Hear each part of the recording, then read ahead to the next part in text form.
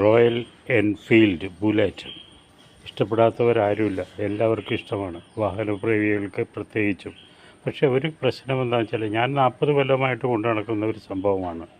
അപ്പോൾ അതുകൊണ്ട് പല കാര്യങ്ങളും എനിക്ക് ഇതിനകത്ത് പഠിക്കാൻ പറ്റിയിട്ടുണ്ട്. എങ്ങനെയെങ്കിലും നമ്മൾ എവിടെയെങ്കിലും കൊണ്ടുപോയി വണ്ടി കൊണ്ടുപോയി വെച്ചിട്ട് അവിടെ ഒറ്റപ്പെട്ട സ്ഥലത്തായിരിക്കും, അവിടെ മെക്കാനിക്കൊന്നും ഇല്ലാത്ത സമയത്തായിരിക്കും, സ്ഥലം വർക്ക്ഷോപ്പൊന്നും ഇല്ലാത്തതായിരിക്കും, ഞായറാഴ്ചയായിരിക്കും ഇതായിരിക്കും. അതിനൊന്നും സൗകര്യമില്ലാത്ത ഒരു സമയത്ത് കൊച്ചു കുട്ടികൾക്ക് ഈ വലിയ പ്രമാദമായിട്ട് വലിയൊരു കാര്യമാണ് ഇതിൻ്റെ മുകളിൽ കയറി ഇരുന്നിട്ട് ഒന്ന് ഓടിക്കുന്നവരെയൊക്കെ ഒന്ന് കാണിക്കാനായിട്ട് താല്പര്യമുണ്ട്.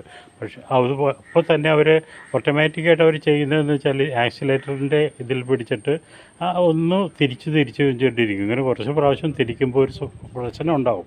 ആ പ്രശ്നം എന്താണെന്ന് വെച്ചാൽ ഇതിൻ്റെ കേബിൾ പോയിരിക്കുന്നത് കാർബറേറ്ററിലേക്കുള്ള ഒരു പിസ്റ്റണിലേക്കാണ്. ആ പിസ്റ്റൺ ഇതിനകത്താണുള്ളത്. ഞാനത് പ്രത്യേകിച്ച് കാണിച്ചു തരാം. ഈ പിസ്റ്റൺ എവിടെയാണെന്നുള്ളത്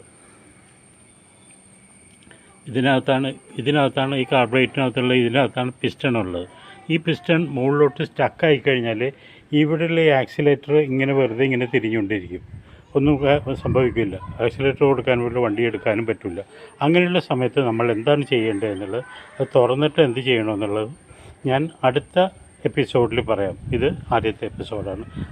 ഇതിൻ്റെ റെസ്പോൺസ് അനുസരിച്ചായിരിക്കും ഞാൻ അടുത്ത എപ്പിസോഡിൽ ഇതിനെപ്പറ്റി കൃത്യമായിട്ട് എങ്ങനെയാണ് ചെയ്യേണ്ടത് എന്നുള്ളത് ഞാനല്ല പറയുക. ചിലപ്പോൾ മിക്കവാറും മെക്കാനിക്കിനെ കൊണ്ടായിരിക്കും ഞാൻ പറയുന്നത്. മെക്കാനിക്ക് കാണിച്ചു തരും. അപ്പോൾ ഞാനത് എക്സ്പ്ലെയിൻ ചെയ്യും. Thank you. ബൈ.